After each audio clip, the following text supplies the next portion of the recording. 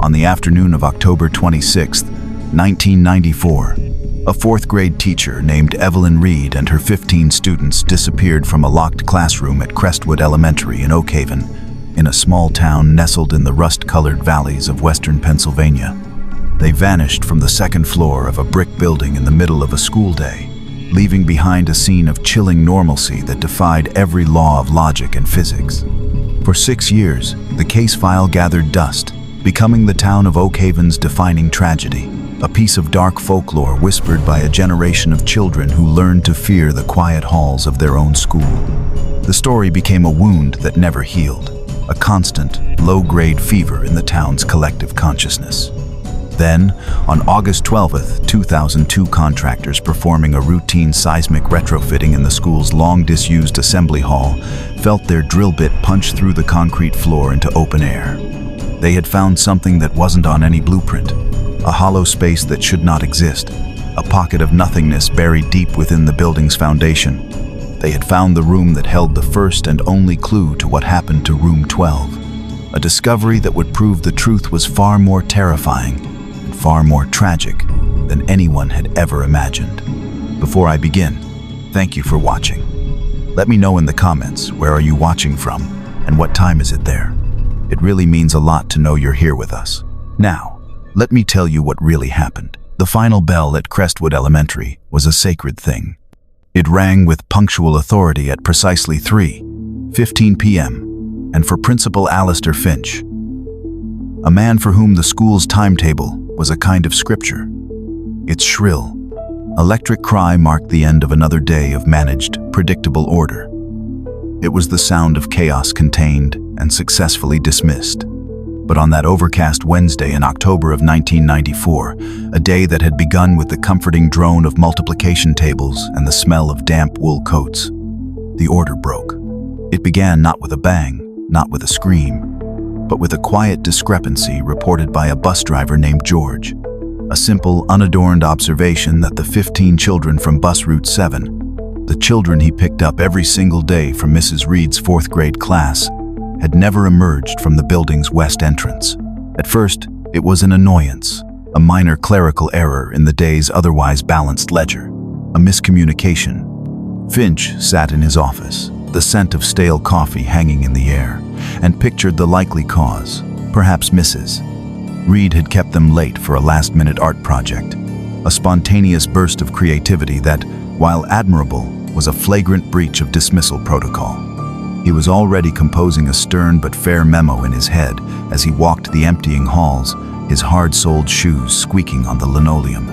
The corridors of Crestwood, usually a riot of shrieking noise and thundering feet, had settled into that deep, humming silence unique to schools after hours, a silence that smelled of chalk dust, floor wax, and the faint, lingering sweetness of orange peels from lunchtime. He ascended the main staircase to the second floor, his solitary footsteps echoing in the unnatural quiet, a sound that seemed too loud, too intrusive. Room 12 was at the far end of the hall, its heavy oak door shut tight, a silent, closed face in a row of open, empty classrooms. He called out her name, his voice sounding thin and reedy in the expansive hallway. Evelyn. Nothing. Only the buzz of the fluorescent lights above. He called again, louder this time. Mrs. Reed? The silence that answered him was profound, absolute. It felt heavier than mere quiet. It felt like a deliberate absence. He reached the door and tried the handle. It was solid, unmoving, locked. This was the first detail that felt truly, fundamentally wrong. The classroom doors at Crestwood were a marvel of institutional design, a source of pride for the safety-conscious school district. They locked automatically from the outside to prevent unauthorized entry, but they could only be locked from the inside with a physical key. It was a feature designed to prevent a teacher from accidentally locking students in, while still allowing them to secure their room during a lockdown. The only person with a key to bolt Room 12 from the inside was Evelyn Reed herself. Finch's heart began a low, heavy thud against his ribs. He radioed the school's custodian, a stoic, unflappable man named Carl, whose 60 years had been spent wrestling with the school's aging plumbing and cantankerous heating system. "Carl, I need you at Room 12. Bring the master set." Mrs. Reed's door is locked, and she's not responding. Carl arrived minutes later, his footsteps a slow, steady shuffle, his large ring of keys jingling like a medieval jailer's. He grunted a greeting, selected a brass key, and inserted it into the lock. He turned. Nothing. He tried again, jiggling it with practiced skill. The knob refused to turn. He looked at Finch, his brow furrowed. "It's bolted from the inside, Alistair. Master won't override a deadbolt." The cold knot in Finch's stomach tightened into a fist of ice. A bolt, not just locked, but secured, barricaded. "Then we have to force it," Finch said, his voice a low command he barely recognized as his own. Now, it took Carl 5 minutes with a heavy steel crowbar to force the door. The process was a shocking act of violence in the hallowed quiet of the school. The splintering of the century-old oak frame, the groan of stressed metal, the final, explosive crack as the lock gave way. Each sound was an offense against the building's placid dignity. Finch pushed the door open, his hand trembling slightly, and stopped dead in the doorway, his mind struggling to process the scene before him. The room was empty of people, but overwhelmingly full of their presence. It was a perfect portrait of interrupted life, a tableau frozen in the middle of a breath. 15 small jackets, puffy nylon, worn denim, bright pink fleece were draped over the backs of chairs. Lunchboxes sat on the floor beneath the coat hooks, one still containing a half-eaten apple, its flesh turned a sickly brown. On the desks, open workbooks displayed rows of multiplication tables, some with half-formed numbers trailing off mid-equation, as if the pencil had been lifted from the page only a second ago. A diorama of the solar system, made from styrofoam balls and wire hangers, hung slightly askew from the ceiling, Mars gently rotating in the draft from the broken door. It was a modern Marie Celeste, a scene of impossible, inexplicable abandonment. But it was the blackboard at the front of the room that held the true, visceral horror. The day's lessons, the neat columns of arithmetic, the vocabulary words, the schedule for the week had been wiped clean. The surface was a vast, uniform slate of dusty black. In its place, drawn with a single, impossibly precise line of white chalk, was a complex spiral. It was not a child's doodle. It was a perfect, logarithmic spiral, like the cross-section of a nautilus shell, coiling inward with geometric perfection until it vanished into a central point. It was mesmerizing and deeply unsettling. Beneath it, written in Evelyn Reed's flawless, elegant cursive, was a single cryptic sentence. It read, "We had to go see the quiet." Detective Miles Corbin arrived 40 minutes later, his unmarked sedan pulling up to a school that was now anything but quiet. The west entrance was a chaotic bloom of flashing blue and red lights, the strobes painting frantic, silent streaks across the brick facade. Uniformed officers were already taping off the perimeter, their movements brisk and efficient, but their faces etched with a shared, grim confusion. Corbin was a 25-year veteran of the Oakhaven police, a methodical, by-the-book cop who believed every crime, no matter how chaotic, had a logical footprint. He believed in evidence, in the tangible residue of human action. People left traces. Fibers, fingerprints, footprints, disturbed dust. A crime was a story, and his job was to read the story left behind in the wreckage. He was 48 years old, with a face that seemed permanently etched with the weariness of his profession and a gaze that missed nothing. He listened to Principal Finch's frantic, disjointed account with practiced patience, his mind automatically filtering the emotional noise and isolating the hard facts. 15 children, 1 teacher, a door bolted from the inside, a room full of abandoned belongings. He ascended the stairs to the second floor, the air now thick with the metallic tang of police radios and the low murmur of investigators. The hallway outside room 12 was a hive of activity, but when Corbin stepped across the threshold, a hush fell over the room. He stood for a long moment, just inside the doorway, taking it all in. He had worked hundreds of crime scenes, burglaries, assaults, homicides, but this was different. This wasn't a scene of violence, it was a scene of violation. The room felt sacred, a space of childhood trust that had been breached in some fundamental, unknowable way. His gaze swept over the desks, the jackets, the half-finished work. It was exactly as Finch had described, a moment frozen in time. He walked over to the blackboard, his eyes tracing the perfect chalk-white spiral. It felt less like a message and more like a diagram, a schematic for something he couldn't comprehend. "We had to go see the quiet." The sentence hung in the air, a piece of serene, maddening poetry at the heart of an impossible equation. "Get forensics in here," Corbin said, his voice low. "I want this room taken apart, piece by piece. Dust for prints on every surface, including the chalk. Bag every workbook, every jacket, every lunchbox. I want to know what these kids had to eat today. I want fibers from the carpet, samples from the air vents. Everything." The investigation began with a meticulous, almost microscopic fervor. For 2 days, Room 12 was the most scrutinized 1,200 square feet in the state. The forensic team, led by a stern, no-nonsense woman from the state crime lab, worked with the quiet intensity of archaeologists excavating a tomb. They found nothing. There were no fingerprints other than those of Evelyn Reed and her students. There were no foreign fibers, no unidentified hairs, no traces of any unknown person having entered or left the room. The windows were latched from the inside, their sills covered in a thick layer of undisturbed dust that predated the disappearance by months. The single door, bolted from within, showed no signs of being tampered with before the custodian had forced it open. Corbin began the grueling process of interviewing the parents. He sat in a borrowed office down the hall, a space that felt too small and too hot, and listened to 16 different versions of the same morning. The stories were achingly ordinary.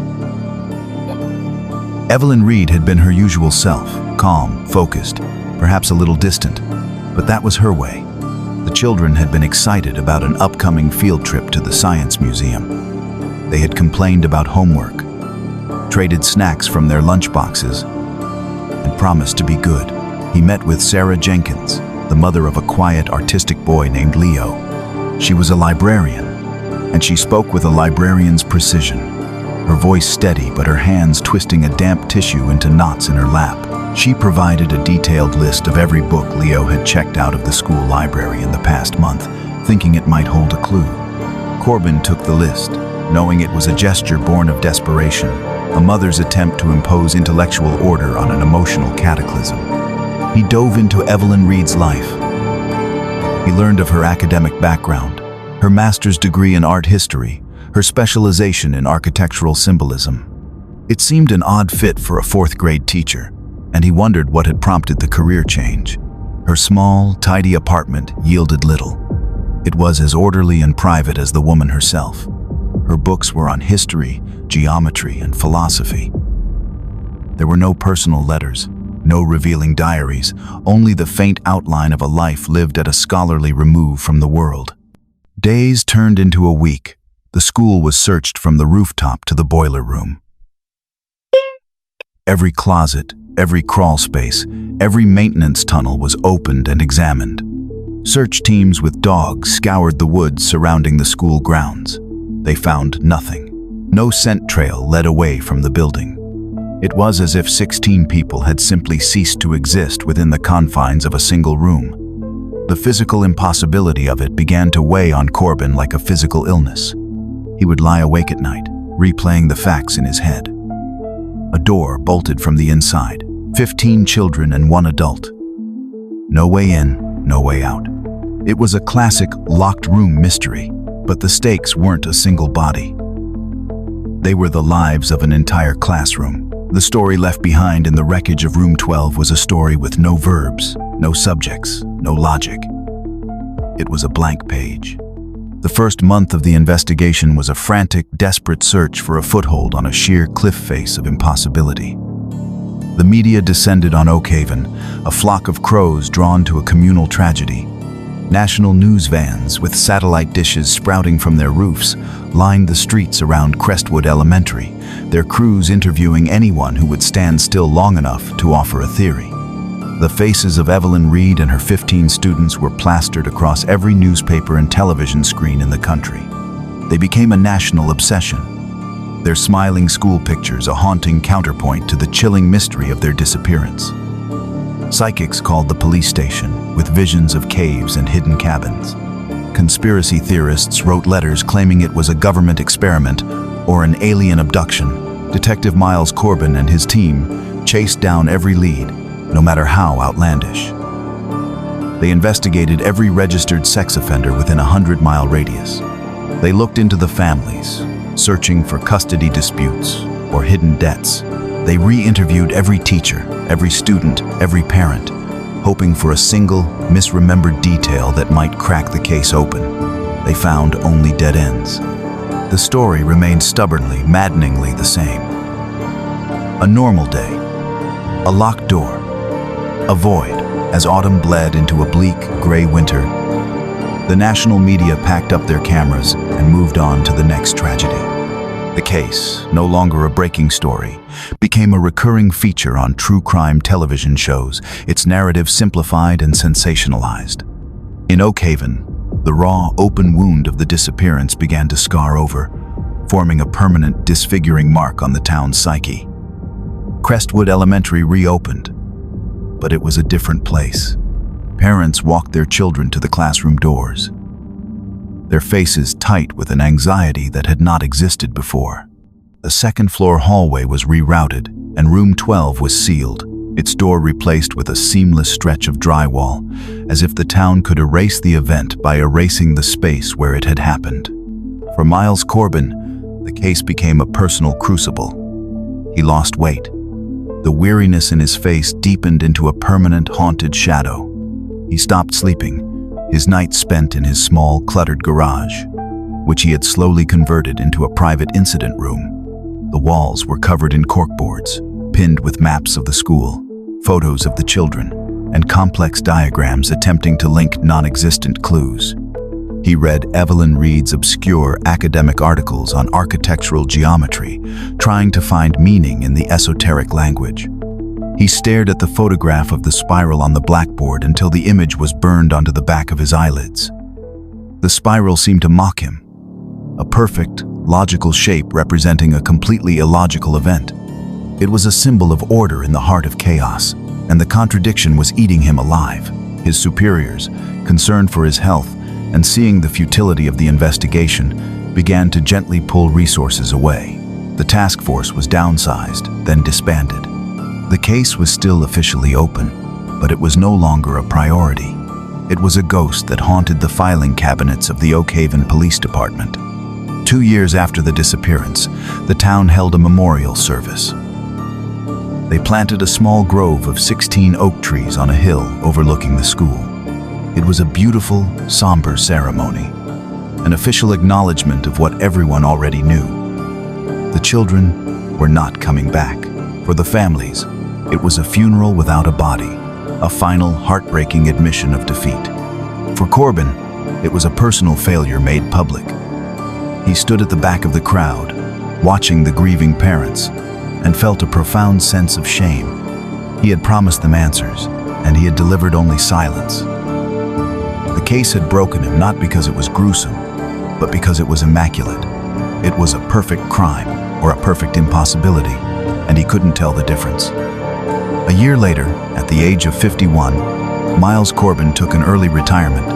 He cited health reasons, but everyone knew the truth. The Crestwood case had been the last chapter of his career, a chapter he had been unable to finish. On the 6th anniversary of the disappearance, a small article appeared in the local paper. It noted the date and briefly recounted the story. It mentioned that the case of Evelyn Reed and the Crestwood 15 was now officially classified as inactive, pending new evidence. The words were a bureaucratic epitaph, a final, the quiet closing of a door that had been locked from the inside. The case went cold, relegated to the realm of folklore, a campfire story to frighten children, a permanent, unanswered question mark hanging over the heart of a small American town. In the year 2000, 6 years after the world had tilted off its axis, Sarah Jenkins still lived in the same small house with the blue shutters on Elm Street. The town of Oakhaven had done its best to heal, to scab over the wound of the Crestwood disappearance. But for Sarah, time had not moved forward. It had simply accumulated, like layers of dust on a forgotten object. Her son, Leo, was perpetually 8 years old, his ghost a quiet, constant presence in the house. His room was unchanged, his drawings of dragons and spaceships still taped to the walls, his worn copy of The Hobbit still on his bedside table, a bookmark tucked neatly into Chapter 5. While the town grieved and moved on, Sarah had channeled her loss into a different kind of energy. Her grief had not been loud or public. It had calcified into a quiet, scholarly obsession. A librarian by trade, she had approached the disappearance of her son not as an emotional cataclysm to be endured, but as a complex reference question to be solved. Her small home office, once used for paying bills and writing letters, had become an archive, a private command center that rivaled the one Miles Corbin had kept in his garage. The walls were lined with corkboards, but unlike Corbin's, which had been a chaotic map of dead-end theories, Sarah's were models of meticulous organization. She had a detailed timeline of October 26, 1994, cross-referenced with weather reports, school schedules, and bus routes. She had compiled biographies of every one of the 15 missing children, noting their friendships, their hobbies, their last known conversations. But the bulk of her research, the true heart of her 6-year vigil, was dedicated to one person, Evelyn Reed. Sarah had come to believe, with an unshakable certainty, that the police had made a fundamental error. They had treated Evelyn as either a victim or a perpetrator in a conventional crime. They had looked for accomplices, for motives of revenge or ransom. They had failed to look at her as what she was, a scholar. They had dismissed her academic background as an irrelevant eccentricity. But Sarah knew, with a librarian's instinct for the hidden connections between texts, that it was the key. Over the years, she had used her university library access to track down every piece of writing Evelyn had ever published. There were articles in obscure historical journals, essays in architectural quarterlies. The language was dense, academic, but Sarah had forced herself to learn it. Evelyn's work was focused on a niche subject she called acoustic architecture, or sacred geometries.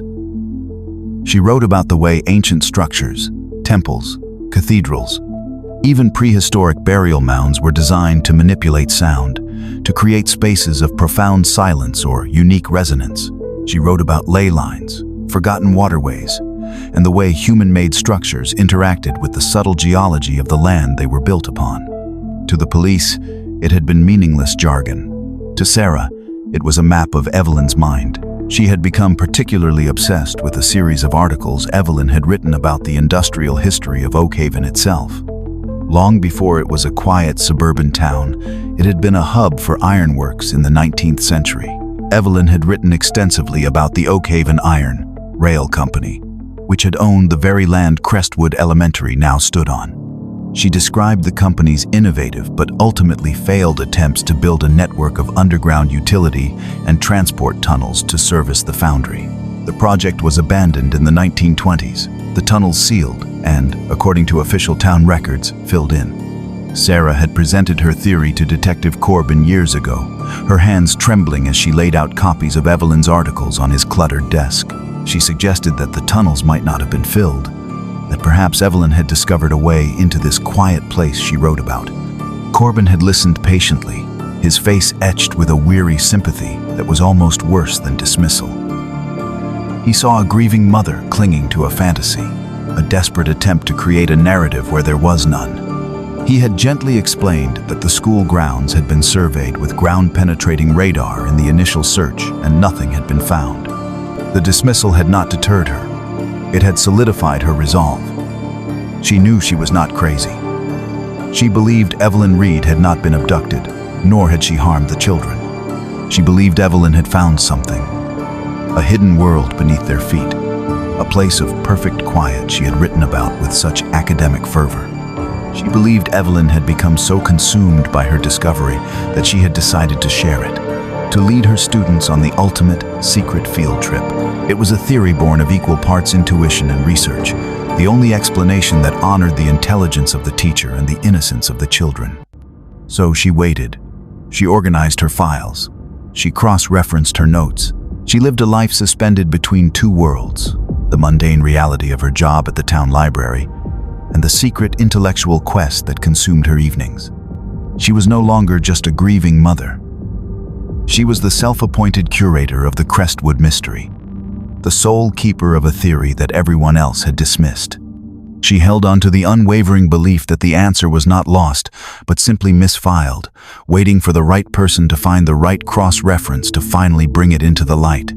On August 12th, 2000, the air in the Crestwood Elementary Assembly Hall was thick with the dust of 6 dormant years. The cavernous room, with its grand proscenium stage and rows of bolted-down wooden seats, hadn't been used for anything other than storage since the disappearance. It was deemed too large, too resonant with memory, too close to the site of the town's trauma. But state regulations were indifferent to local grief, and a new earthquake-proofing mandate required a seismic retrofitting of the school's foundation. 2 contractors, a man named Dave and a younger kid named Ricky, were tasked with the job. For them, it was just another Tuesday. The work was mundane. Drill into the concrete slab floor at designated intervals, insert rebar, and fill with structural epoxy. The air hummed with the whine of their heavy-duty rotary hammer drill.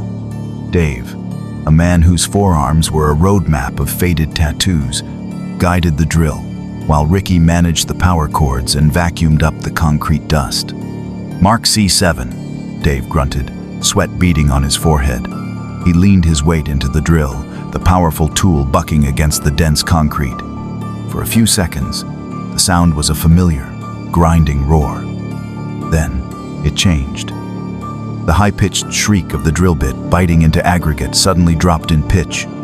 There was a sharp crack, and the drill plunged forward with a sickening lurch, its momentum almost pulling Dave off his feet. "Whoa!" He wrestled the heavy tool back, cutting the power. The sudden silence was jarring. What the hell was that? Ricky peered at the hole. "Did you hit a pipe?" "No pipe on the schematic here," Dave said, wiping his brow with the back of a dusty glove.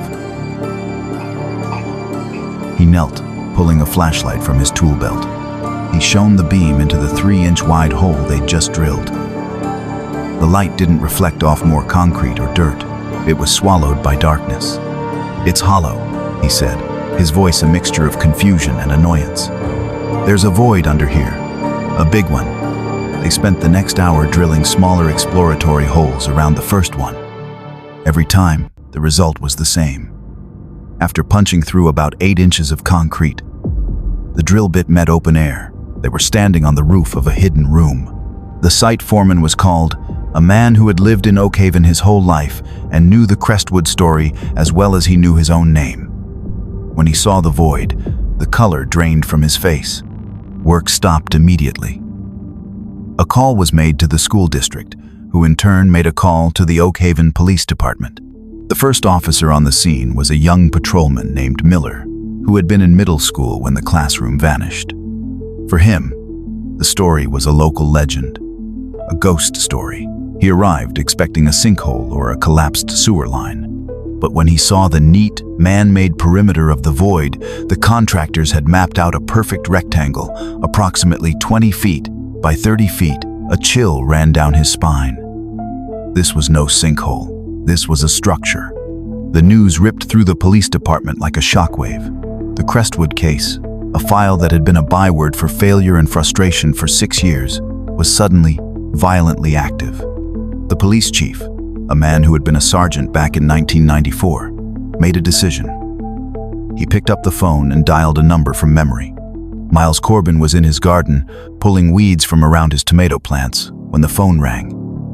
He rarely answered calls from unknown numbers, but something made him pick this one up. The voice on the other end was hesitant, respectful. It was the chief. "Miles," he said, "you need to get down to Crestwood Elementary." "Now, what's going on?" Corbin asked, his voice rough from disuse. "They found something," the chief said, his voice tight with a tension Corbin recognized instantly. "Under the assembly hall. They found a room." Corbin stood motionless in the afternoon sun, the phone pressed to his ear, a gardening trowel dangling from his hand. The world around him, the buzzing of bees, the scent of ripe tomatoes, the familiar comfort of his quiet, retired life seemed to fade into a distant hum. For 6 years, he had tried to bury the case, to let the ghosts of those 16 faces finally rest. But they had never left him. He had simply learned to live with their silent, constant presence. Now, a hidden room, a room that shouldn't exist. He felt a surge of something he hadn't felt in years, a feeling that was equal parts dread and a terrible, electrifying hope. He dropped the trowel in the dirt, his hands already shaking. Within hours, Crestwood Elementary was once again a fortress under siege. The familiar perimeter of yellow police tape encircled the building, a sight that sent a shudder of collective trauma through Oakhaven. But this time, the atmosphere was different. The frantic, desperate energy of 1994 had been replaced by a grim, methodical focus. This was no longer a search. It was an excavation. Miles Corbin stood inside the assembly hall. A ghost returned to the scene of his greatest failure. The air was still thick with concrete dust, and the floor was a pockmarked grid of drill holes. He looked older than his 57 years, his face more deeply lined, his shoulders stooped with the weight of a burden he had never been able to set down. He stared at the floor, at the outline of the hidden space beneath his feet, and felt a profound sense of inadequacy. He had walked this hall 100 times during the original investigation. He had stood on this very spot. The answer had been right here, buried under 8 inches of concrete, and he had missed it. The local police and forensics teams were competent, but the situation was beyond their expertise. This wasn't a standard crime scene. It was an architectural anomaly.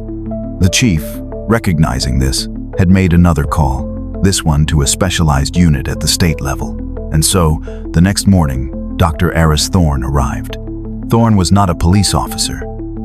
He was a forensic architect, a man whose profession existed at the strange intersection of structural engineering, history, and criminal investigation. He was in his early 40s, with a lean, athletic build, sharp features, and a gaze that was calm, analytical, and utterly detached. He arrived not in a uniform, but in a practical field jacket and work boots, carrying a ruggedized laptop and a case of specialized equipment. He moved with an air of quiet confidence, his presence immediately shifting the energy in the room. He wasn't interested in the folklore of the case, the grief of the town, or the ghosts that haunted Miles Corbin.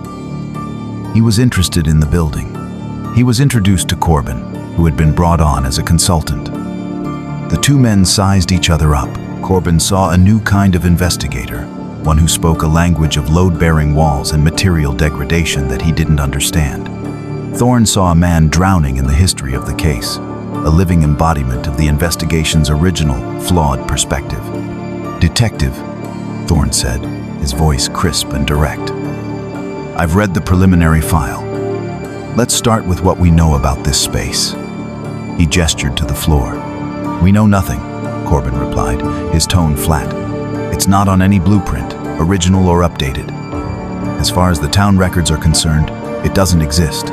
Buildings have a memory, Detective," Thorne said, kneeling and running a hand over the edge of one of the drill holes. "Blueprints can be altered. Concrete and steel tell a more honest story. My job is to make them talk." For the rest of the day, Thorne and his small team worked. They didn't try to break through the floor. Instead, they began a process of non-invasive analysis. They used ground-penetrating radar, sending electromagnetic pulses into the floor to map the dimensions of the void and search for any objects within it. The resulting images on Thorne's laptop showed a clean, empty rectangle. No bodies, no furniture, just space. Next, they used a microcamera, feeding a fiber optic cable through one of the drill holes. The image that came back was grainy and dark, but it confirmed the radar's findings. It was a bare room, with concrete walls and a concrete floor. And it was empty. Almost. In the far corner of the room, just at the edge of the camera's limited light, sat a single, dark object. A small, rectangular shape, but Thorne's primary focus was on the structure itself. He took core samples of the concrete slab, bagging them for later analysis. He examined the points where the assembly hall's support columns met the floor. He was reading the building's history and its construction. "The concrete is wrong," he announced late in the afternoon, standing up and brushing dust from his knees. Corbin looked at him. "Wrong how?" "The aggregate composition and the rebar pattern are consistent with the 1988 renovation, when this assembly hall was last upgraded," Thorne explained, pointing to his laptop screen, which displayed a complex structural diagram. "This slab was poured then, but the walls of the chamber below, the radar shows a different density. An older form of poured concrete, consistent with the school's original 1930s construction." He paused, letting the implication sink in. "This room wasn't built recently. It was part of the original school, but the roof, the floor we're standing on, was added 60 years later. This space was deliberately sealed off during that renovation. It was designed to be hidden. The revelation hung in the dusty air. This wasn't just a forgotten basement. It was a purpose-built secret, a chamber intentionally erased from the school's official memory years before Evelyn Reed had ever set foot in it. The mystery had just acquired a new, deeper layer of history. The question was no longer just what had happened to the children, but what was the purpose of this room, and how had Evelyn Reed known it was there? The decision was made to enter the room. The process, under Dr. Thorne's exacting supervision, was less like a demolition and more like surgery. A team of structural engineers, guided by Thorne's radar maps, used a specialized concrete saw to cut a precise 4x4-foot section out of the assembly hall floor. The noise was deafening, a high-pitched scream of diamond-tipped blades against stone that echoed through the cavernous space.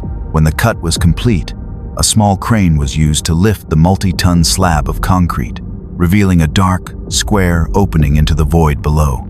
A wave of cool, stale air washed out of the opening, carrying a scent that was both ancient and sterile. It was the smell of trapped time, of dust that had lain undisturbed for decades. A ladder was lowered into the darkness, and Eris Thorne was the first one down, followed closely by a forensics officer and a grim-faced Miles Corbin. The room was exactly as the technology had predicted. A simple, unadorned box of poured concrete, roughly 20 feet by 30. The air was still and cold. The only features were the raw concrete walls, the smooth concrete floor, and the ceiling above the newly cut underbelly of the assembly hall slab. There were no windows, no other doors. It was a tomb, and it was empty. The initial wave of disappointment was a palpable thing. For a moment, it seemed this incredible discovery was just another dead end, a strange architectural quirk with no connection to the case. But then their flashlights found the object in the corner, the small rectangular shape the micro camera had glimpsed. It was a satchel. A classic academic satchel, made of thick, dark brown leather, the kind a professor might carry. It was covered in a fine layer of pale gray dust, but otherwise seemed perfectly preserved by the dry, stable environment of the sealed room. It sat on the floor, propped against the wall, as if its owner had set it down only a moment ago and intended to return. The forensics officer photographed it from every angle before carefully lifting it. It was surprisingly light. He placed it in a large evidence bag, his movements slow and deliberate. As he did, Thorne was examining the walls, his powerful flashlight beam tracing the seams and texture of the concrete. "Look at this," he said, his voice sharp. He was pointing at a spot on the wall near the corner where the satchel had been found. At first, Corbin couldn't see anything, but as he got closer, he saw what Thorne had noticed. A faint, almost invisible seam in the concrete, a vertical line running from floor to ceiling. It wasn't a crack, it was too straight, too perfect. Thorne pulled a small, powerful magnet from his pocket and ran it along the seam. About 3 feet up from the floor, the magnet suddenly stuck to the wall with a sharp click. "Steel," Thorne said. "There's a locking mechanism in here. A bolt or a latch. This isn't a solid wall, it's a door." A hidden one. The revelation sent a fresh jolt through Corbin. A secret room with a secret door inside it. He stared at the seamless concrete, trying to comprehend the level of planning and deception involved. While the forensics team prepared to transport the satchel back to the lab, Thorne continued his analysis of the hidden door, using a thermal camera to look for variations in density that might reveal its construction. His investigation yielded the most stunning fact yet. He found the faint outline of hinges on one side and a mechanism on the other. But his instruments also told him something else. "It's sealed," he announced, his voice flat with the certainty of his science. From the other side, the thermal scan shows a continuous seal of what looks like brick and mortar. It wasn't just closed, it was bricked up. And based on the degradation of the mortar, it was done a long time ago. The implications were staggering. The hidden room was an access point to somewhere else, and that access had been sealed, not recently, but decades ago. Later that day, back at the makeshift command center set up in the school's administrative offices, the satchel was opened. The atmosphere was electric with anticipation. Corbin, Thorne, and the police chief gathered around a metal table as a forensics technician carefully unbuckled the tarnished brass clasps. Inside, there was no confession, no journal, no clue to the children's fate. The contents were, at first glance, deeply anticlimactic. There was a small, empty thermos, a neatly folded wool scarf, and a large, waterproof portfolio containing a collection of old, brittle documents. Corbin felt a familiar wave of despair wash over him. It was another dead end. Just a collection of old papers. But Thorne was leaning closer, his eyes alight with a different kind of interest.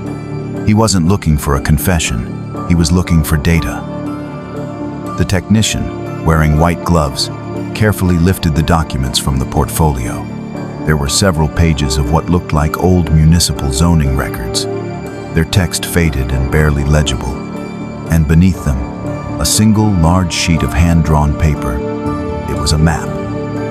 A beautiful, intricate map, drawn in black ink on yellow drafting linen, dated 1923. It depicted the parcel of land where Crestwood Elementary now stood, but the drawing showed a place that no longer existed. It was a dense, complex network of structures, labeled with unfamiliar names: primary smelter, coke ovens, engine house, and crisscrossing the entire site, drawn in faint blue ink, was a web of thin, straight lines, connecting the buildings in a complex subterranean lattice. The lines were labeled utility, ore cart tunnels. The map was a ghost, a blueprint of a forgotten world buried directly beneath their feet. It was a stunning historical artifact, but its connection to the disappearance was a mystery. It was an answer to a question no one had yet thought to ask. The discovery of the 1923 map was a pivotal moment, but it was a key without a lock. For the police, and for Eris Thorne, it was a fascinating but abstract piece of history. It confirmed that a tunnel network had once existed beneath the school, but the official town records, which they immediately pulled, were clear. The Oakhaven Iron Rail Company had gone bankrupt in 1929, and as a condition of the town acquiring the land for development, the tunnels were to be filled with slurry and permanently sealed. The map was a historical curiosity, not an active clue. It showed where the tunnels had been, not where they were now. Miles Corbin stared at a high-resolution photograph of the map, pinned to a corkboard in the command center. He felt the old, familiar frustration creeping back in. It was another piece of the puzzle that didn't fit, another fact that led nowhere. Evelyn Reed had this map. She had hidden it in a secret room. It had to mean something. But what? How could it connect to 15 missing children in 1994? The team was at an impasse. Thorne could analyze the physical structure, but he couldn't interpret the historical intent. Corbin could investigate the crime, but he couldn't decipher the academic obsession that seemed to be at its heart. They were missing a piece of their team. They were missing a translator. It was Corbin who made the suggestion, his voice hesitant. "There's someone who might be able to make sense of this," he said, looking at the police chief. A civilian. She was involved in the original case. Sarah Jenkins, Leo Jenkins's mother. The chief frowned. "The librarian?" "Miles, we can't bring a victim's family member into an active investigation." "The emotional compromise. She's not just a grieving mother," Corbin interrupted, his voice gaining a new firmness. "I know I dismissed her theories back then. I was wrong. She spent the last 6 years researching Evelyn Reed, not the person, the scholar. She knows Reed's work better than anyone. She talked about tunnels, about the ironworks. She was onto this from the beginning. If anyone can tell us why Evelyn Reed had this map, it's her." After a tense debate, the chief reluctantly agreed. It was a breach of protocol. But the case had been defying protocol from day one. Sarah Jenkins arrived an hour later.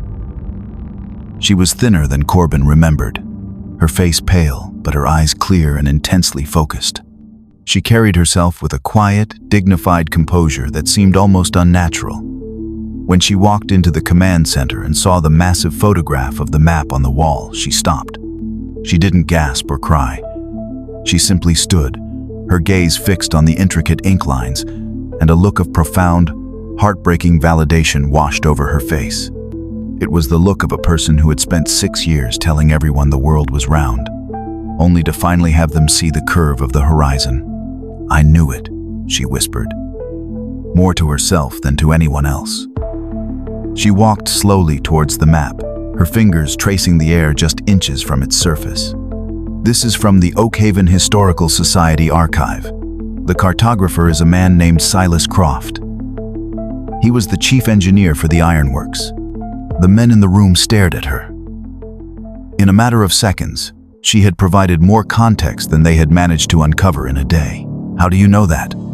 Thorne asked, his professional curiosity overriding his skepticism. "I've seen his other work," Sarah replied, her voice gaining strength. She was no longer a grieving mother. She was a librarian in her element, a scholar presenting her research. Evelyn Reed cited his journals in one of her articles, the one titled "Subterranean Geometries and the Industrial Memory." She was fascinated by him. Croft believed the iron-rich soil and the network of underground streams in this area created a unique geological resonance. He designed the tunnel system not just for utility, but to follow these subterranean patterns. He thought it would make the structure more stable. She pointed to a section of the map where several blue lines converged beneath the location of the old primary smelter. Evelyn wrote about this specific junction. She believed that the combination of the tunnel's geometry and the geological features would create a space of near-perfect acoustic dampening. A silent chamber, she called it, a place shielded from all surface vibration and sound. Corbin felt a chill crawl up his spine. He looked from the map to Sarah's face, then back to the words he had memorized 6 years ago, words from a chalk-covered blackboard. "We had to go see the quiet." It wasn't poetry. It wasn't a metaphor. It was a destination. The map wasn't just a historical artifact. It was Evelyn Reed's guide. The satchel in the hidden room wasn't abandoned. It was a cache of research, left behind by someone who knew exactly where they were going and intended to come back. The official records said the tunnels were filled, but Evelyn, through her obsessive research, must have discovered they were wrong. She had found a way in, and the map, this beautiful, terrible map, showed the path she had taken. The second clue hadn't just opened a new door, it had revealed an entire hidden world waiting to be explored. The atmosphere in the command center at Crestwood Elementary underwent a seismic shift. The disjointed efforts of the police, the forensic architect, and the haunted ex-detective coalesced around a new gravitational center, Sarah Jenkins. She was no longer viewed as a fragile victim to be handled with care, but as an essential asset, the team's Rosetta Stone for deciphering the complex language of Evelyn Reed's mind. A small classroom adjacent to the main office was commandeered and transformed into a dedicated strategy room. For the first time, All the disparate pieces of the puzzle were brought together in one place. An unlikely and unspoken alliance formed between the three key figures. Aris Thorne, the man of science, who saw the world as a series of physical structures to be analyzed. Miles Corbin, the man of experience, who carried the ghosts of the original investigation and the human context of the crime. And Sarah Jenkins, the woman of data, who had painstakingly archived the academic and psychological blueprint of the mystery's architect. They were the three legs of a stool, each essential for stability. Their process was a fusion of their distinct disciplines. Sarah would present a piece of Evelyn's research, a highlighted passage from an article, a footnote referencing an obscure text. "Here," she would say, her voice steady. Evelyn discusses the structural integrity of Roman aqueducts, specifically how they used arched buttresses to displace load in unstable soil. She theorized that Silas Croft used a similar principle in the main tunnel junctions. Thorne would then take that historical theory and apply a modern, structural analysis. He would pull up the school's geological surveys on his laptop, cross-referencing them with the 1923 map. "It's possible," he'd murmur, his eyes scanning complex diagrams. "The bedrock here is fragmented. An arched ceiling in the main chambers would be the most logical way to ensure stability." She wasn't just guessing. She was reverse engineering the original design based on sound architectural principles. Corbin, in turn, would provide the grounding reality. "I interviewed the school's groundskeeper from back in the 1980s during the first investigation," he'd interject, pulling a worn notebook from his briefcase. He mentioned that during the assembly hall renovation, they had persistent problems with drainage on the west side of the property. "They hit a void," he called it, and had to pump in tons of extra concrete to stabilize the foundation. At the time, it meant nothing. Now, the pieces began to connect, forming a coherent, terrifying narrative. Evelyn Reed, through her obsessive research, had likely stumbled upon some discrepancy in the town's records or a clue in Silas Croft's private journals. She had formed a hypothesis. The tunnels were not filled. She had then used her knowledge of the school's layout and the building's renovation history to deduce the location of the hidden room, recognizing it as a probable sealed access point. The room wasn't her discovery. It was her confirmation. It was the door to her secret world. The team worked late into the night, fueled by coffee and a growing sense of urgency. They were no longer just investigating a disappearance. They were retracing the steps of an expedition. Sarah, with her intimate knowledge of the source material, became their guide. She could anticipate Evelyn's logic, explaining why she would have been drawn to certain symbols on the map or certain geological formations. She wouldn't have taken the most direct route, Sarah explained one evening, tracing a path on the map with her finger. She would have avoided the areas directly beneath the old coke ovens. Her research noted the high concentration of sulfuric compounds in the soil there, which could create pockets of toxic gas. She was cautious. She was a scholar, but she was also a planner. She would have seen this as a scientific exploration, not a reckless adventure. She would have taken the safest path. Thorne, listening intently, pulled up a soil composition report from 1988. "She's right," he said, a note of awe in his voice. "The sulfur levels here are still abnormally high." Her historical research gave her a more accurate safety assessment than a modern geological survey would have. She knew things about this ground that we didn't. Corbin watched the two of them work, a strange mix of admiration and regret churning in his gut. He saw now that the key to the case had never been a fingerprint or a fiber. It had been a bibliography. The crime scene wasn't room 12. It was a collection of dusty academic journals. He had been looking for a monster, a kidnapper, a conventional criminal. But the architect of this tragedy wasn't a monster. She was a brilliant, obsessive academic who had made a fatal miscalculation, her intellectual curiosity blinding her to the immense risk she was taking. He had been playing checkers, while Evelyn Reed had been playing a three-dimensional chess game across a century of history.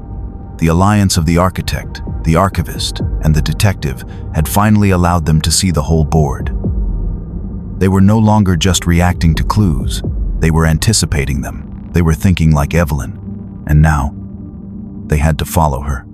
The culmination of their collaborative effort was a single, composite map on a large table in the center of the strategy room. Eris Thorne had projected a modern, satellite-grade topographical survey of the Crestwood Elementary grounds. With painstaking precision, he had then overlaid a translucent, digitized version of Silas Croft's 1923 tunnel network. The effect was stunning. The ghost of the old ironworks was now superimposed upon the familiar layout of the school. The faint blue lines of the tunnels running like veins beneath the playgrounds, the parking lots, and the main building itself. The final layer of data came from Sarah Jenkins. Based on her deep reading of Evelyn's research and her understanding of the teacher's cautious methodology, she began to trace the most probable route. It was a tense, intellectual exercise, a process of elimination driven by a unique fusion of historical scholarship and psychological profiling. She would start here, Sarah said, her finger tapping the point on the map corresponding to the hidden room beneath the assembly hall. The primary access. From there, she would need to get to the main east-west artery of the tunnel system. She indicated a thick blue line that ran the length of the property. There are 2 connecting passages she could have taken. This one, she pointed to a short, direct line, is shorter, but it passes under what used to be the foundry's chemical storage area. Evelyn noted in her research that there were reports of significant corrosion and instability in that section, even in the 1920s. She would have deemed it too risky. She moved her finger to the second, longer path. This one is more circuitous. It follows the old drainage culvert. It would be wetter, but structurally more sound. This is the path a cautious explorer would take. Thorne immediately began running calculations on his laptop, inputting the probable load and soil stability data for the 2 routes. Her assessment is correct, he confirmed minutes later, looking up from his screen. Our models show a 40% higher probability of structural failure along the shorter route. She chose the right path. For hours, the process continued. They traced Evelyn's probable journey through the subterranean labyrinth. They debated her choices at every junction, with Sarah providing the historical and psychological motive, Thorne providing the structural validation, and Corbin providing the real-world context, occasionally recalling a forgotten detail from the original search. A report of ground subsidence here. An old, capped well there that would confirm their theoretical path. They were mapping a ghost's journey. They determined that her destination was almost certainly the silent chamber Sarah had identified. From Evelyn's writings, the large, vaulted intersection of tunnels located deep beneath the wooded, undeveloped portion of the school's property. It was the furthest point from the school building, a place of maximum isolation and, in Evelyn's mind, maximum quiet. The final piece of the puzzle was identifying the exit strategy. Evelyn was a planner. She would have had a secondary way out. Corbin remembered that the original 1994 search had focused heavily on the school building itself. But the teams that had scoured the surrounding woods had found nothing. They were looking for a trail leading away from the school, Corbin said, a slow, dawning realization on his face. They were looking for 16 sets of footprints. They weren't looking for a single hidden exit from a tunnel. Sarah turned her attention to the edge of the map, where the tunnel network ended near the creek that bordered the school property. Croft's journals mention a series of ventilation shafts along the main tunnel, she said. They were designed to look like storm drains to blend in with the landscape. Thorne quickly pulled up the detailed topographical survey, zooming in on the creek bed. And there it was. A small circular anomaly, partially obscured by overgrown brush, labeled on the survey simply as outflow pipe. It was located more than half a mile from the school building, in a section of the woods the original search teams would have considered irrelevant. A heavy silence fell over the room. They had it, a plausible entry point, a meticulously researched, logical path through the tunnels, a probable destination, and a potential exit that had been overlooked for 6 years. They had reconstructed the entire expedition, Thorne stood back from the table, his face grim. "We have a path," he said, his voice low and steady. "We know where she went. Now we have to go in and see what she found." The moment of intellectual triumph was instantly replaced by a cold, heavy dread. The mapping was over. The descent was about to begin. The plan for the descent was executed with the precision of a military operation. The primary entry point would be the newly discovered secondary entrance, the outflow pipe near the creek. Breaching the hidden door inside the secret room was deemed too structurally risky and would destroy a key piece of the crime scene. The team selected for the descent was small and specialized. 2 search and rescue technicians with expertise in confined spaces, a paramedic, Aris Thorne, and Miles Corbin. Corbin's presence was non-negotiable. He had to see this through to the end. Sarah Jenkins remained in the command center, a vital link to the team. Her voice a calm presence in their radios. The area around the outflow pipe was cordoned off. The pipe itself was exactly as the survey had shown. A wide, circular concrete opening, its mouth choked with decades of leaves and debris. A rusty iron grate bolted over the entrance. It took a cutting torch 2 hours to slice through the corroded bolts. When the grate was pulled away, it revealed not a pipe, but the top of a brick-lined, man-made shaft, a circular staircase of iron rungs descending into absolute darkness. The air that flowed out was cool, damp, and smelled of wet stone and something else, something metallic and ancient, like old blood or rust. One by one, the team clipped onto a safety line and began their descent. The world of sunlight and green woods vanished above them, replaced by the narrow, claustrophobic cylinder of the shaft. Their powerful headlamps cut sharp white cones into the oppressive dark, illuminating the slick, moss-covered bricks of the tunnel wall. They descended for what felt like an eternity, but was likely only 50 feet, before their boots touched a solid floor. They had arrived in the main east-west artery of the tunnel network. It was breathtaking and terrifying. The tunnel was a perfect, arched corridor, about 10 feet high and 8 feet wide, its brickwork a masterpiece of 19th century engineering. The air was cold and still, and the only sound was the drip of water somewhere in the distance and the crunch of their own boots on the gritty floor. "We're in," the lead technician's voice crackled over the radio to the command center. "The tunnel is stable, proceeding east towards the school." They moved with a slow, deliberate caution, their headlamps sweeping back and forth, painting the darkness with light. The floor was covered in a fine layer of silt, and in it, they began to find the first signs, faint, almost invisible impressions in the dried mud. They were too small, too old, too degraded to be called footprints, but they were undeniably the traces of small feet that had passed this way long ago. Then, they found the first object. Lying near the wall, half buried in the silt, was a small red plastic barrette, the kind a little girl would wear in her hair. The paramedic carefully photographed it before bagging it as evidence. It was a heartbreakingly small, ordinary object in this vast, dark, extraordinary place. It was the first tangible proof that the children had been here. The mood of the team, already somber, grew heavier. They continued on, following the path that Sarah Jenkins had outlined for them from the command center, her voice a calm, disembodied guide in their ears. "You should be approaching the first major junction in approximately 200 yards. Take the branch that veers to the right." As they moved deeper, the signs of the children's passage became more frequent. They found a discarded juice box, its straw still attached, its colorful cartoon logo shockingly bright in the beam of their flashlights.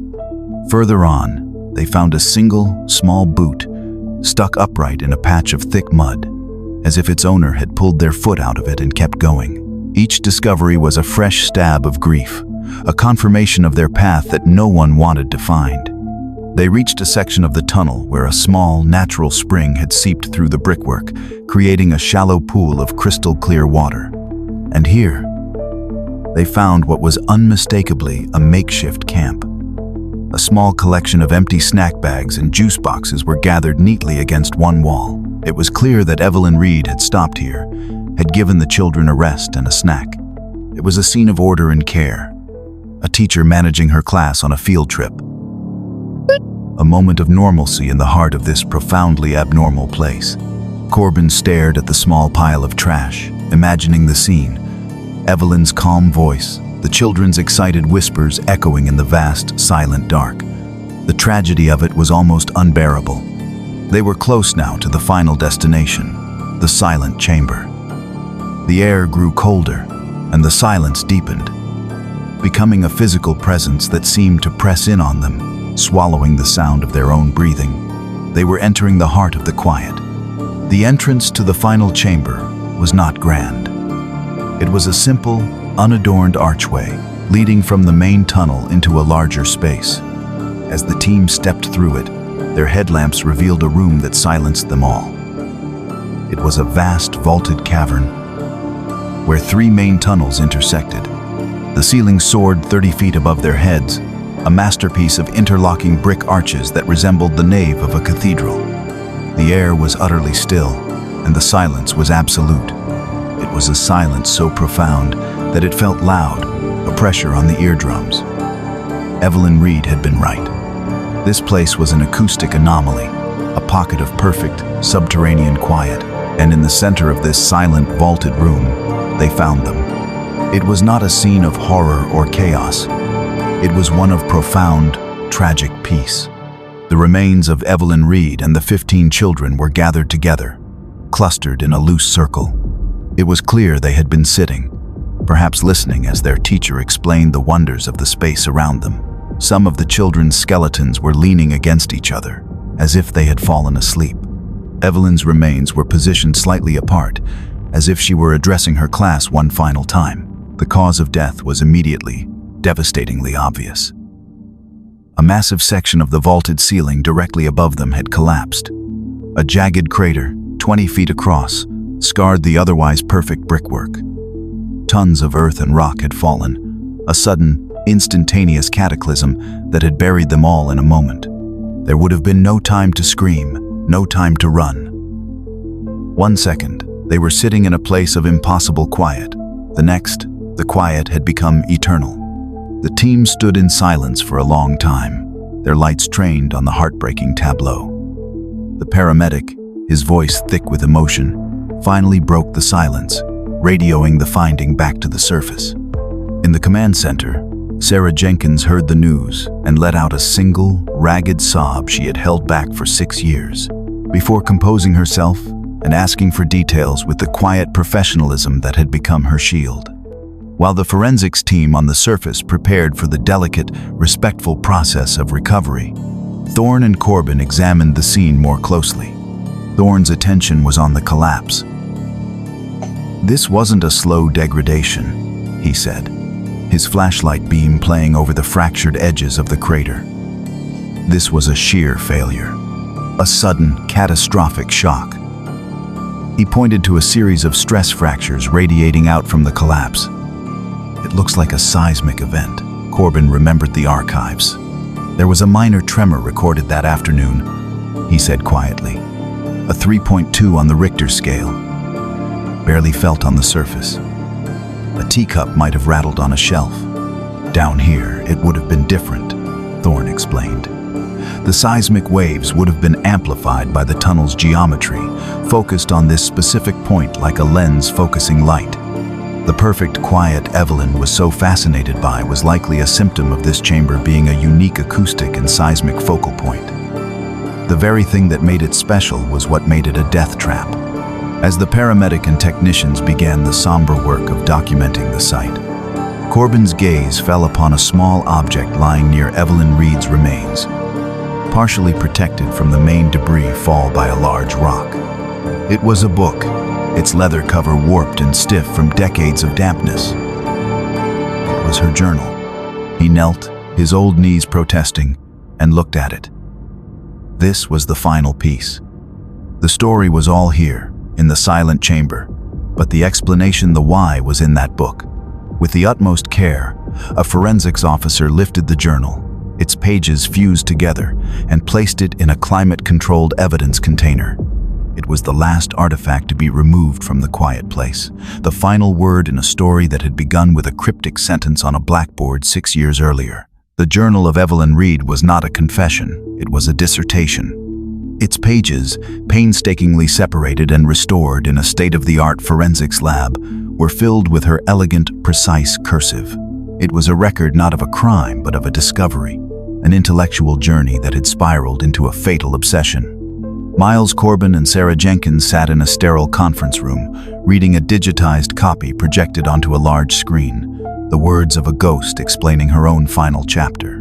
Eris Thorne stood by the window, listening, his part in the story now complete.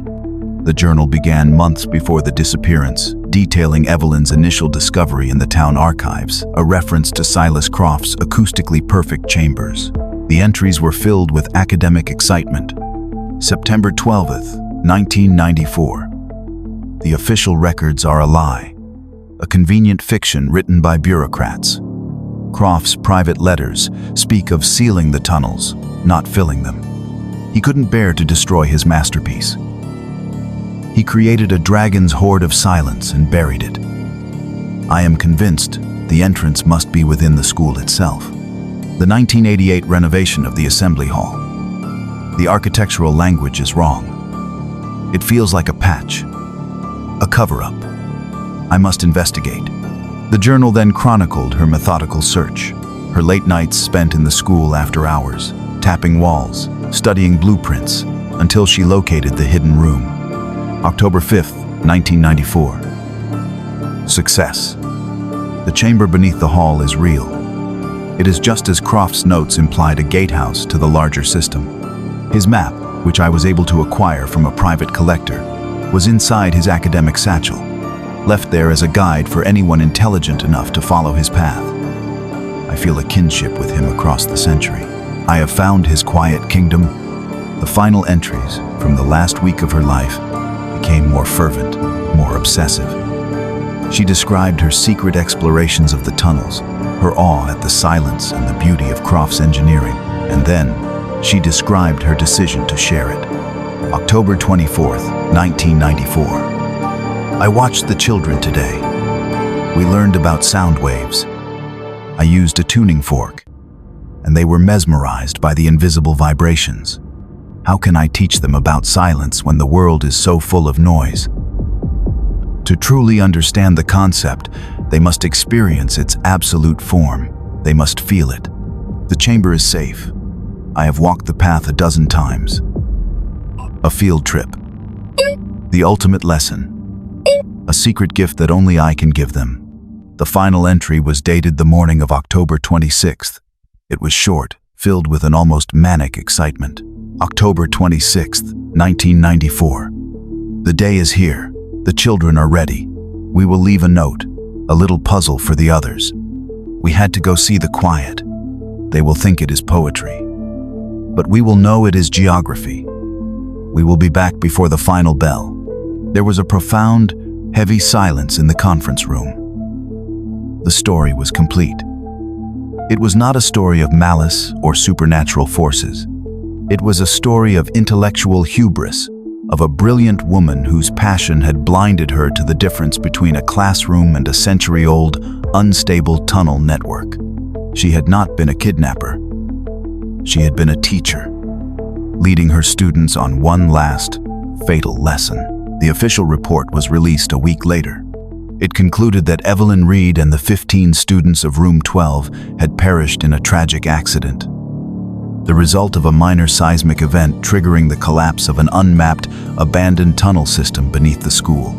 The town of Oakhaven finally had its answer. The knowledge was brutal, but it was a resolution. The ghosts of Crestwood Elementary could finally be laid to rest. A new memorial was built, a quiet, contemplative garden on the hill where the 16 oak trees now stood tall and strong. The names of the children and the name of their teacher were inscribed on a simple granite stone. A month later, Sarah Jenkins walked into her home office. For 6 years, it had been a command center, a monument to a question. Now, it was just a room filled with paper. She looked at the maps, the timelines, the articles.